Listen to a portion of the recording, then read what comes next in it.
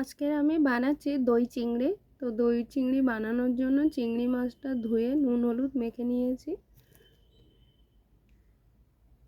এখানে নিয়েছি সর্ষে আর কাঁচা লঙ্কা বাটা, শিলনোড়ায় বেটে নিয়েছি।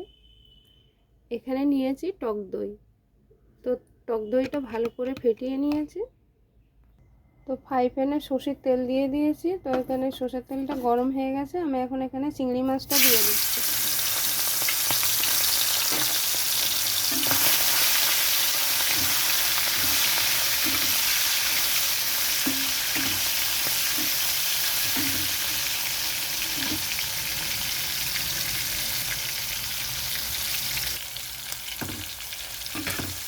তো চিংড়ি মাছটা খুব বেশি ভাজবো না, হালকা ভেজে নেব।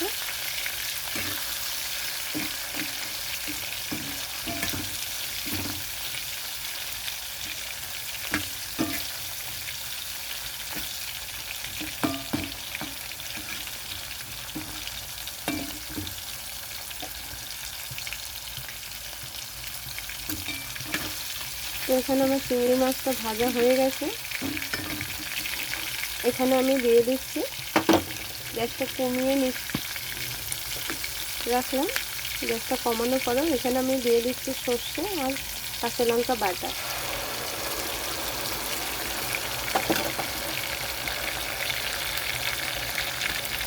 এখানে আমি দিয়ে দিচ্ছি পরিমাণ মতো নুন।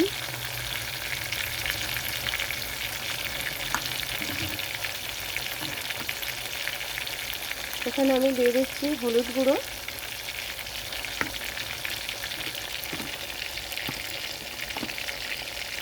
এখানে আমি দিয়ে দিচ্ছি কাশ্মীরি লঙ্কার গুঁড়ো।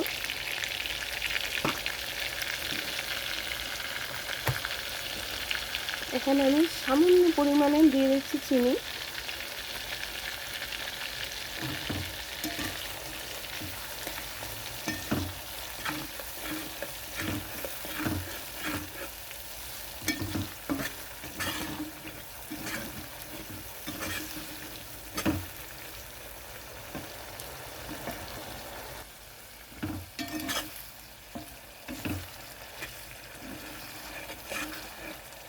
সর্ষে বাটাটা দেওয়ার পরে গ্যাসটা বাড়াবে না, গ্যাসটা কমানো থাকবে।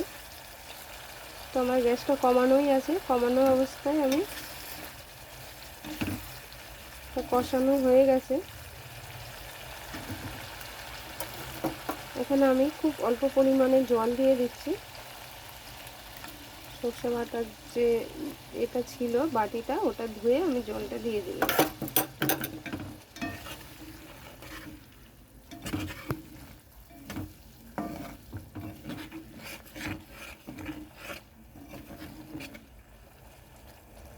জলটা দেওয়া হয়ে গেছে, এখন আমি গ্যাসটা একটু বাড়িয়ে দিচ্ছি।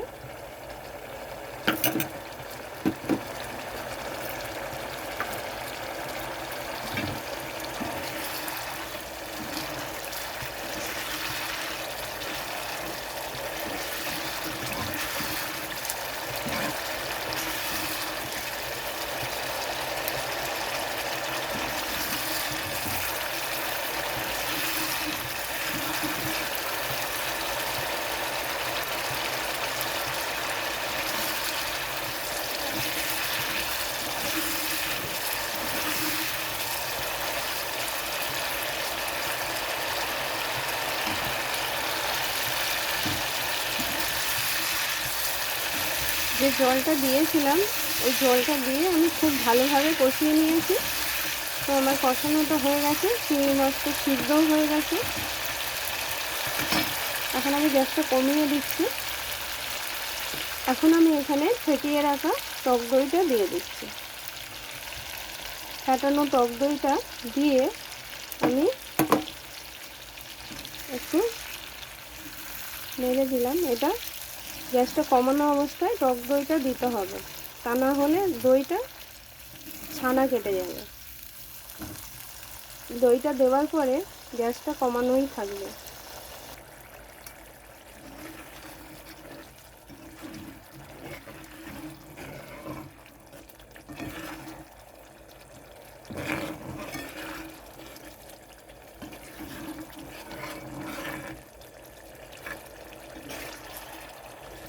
আমার যদি গ্যাসটা বাড়ানো থাকতো এতক্ষণে দইটা ছানা কেটে যেত। তো দেখুন এখানে ছানা কাটিনি।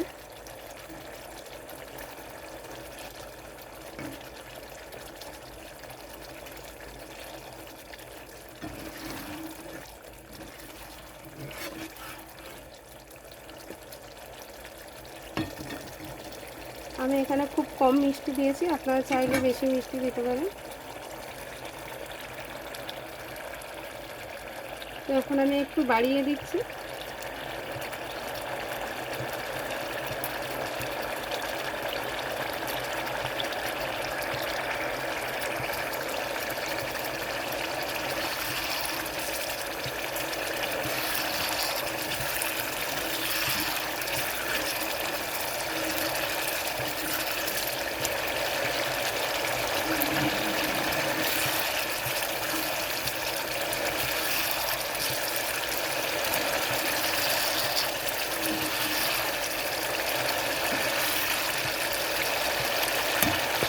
তো হয়ে গেছে আমার দই চিংড়ি। এখন আমি গ্যাসটা বন্ধ করে দিচ্ছি।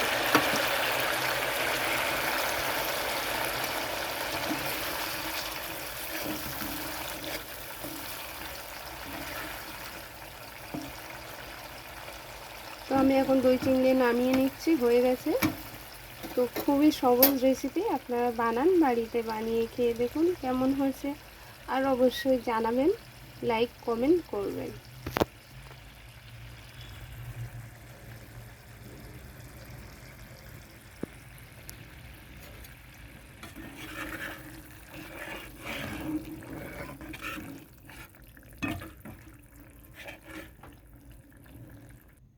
তো নামিয়ে নিয়েছি এখন।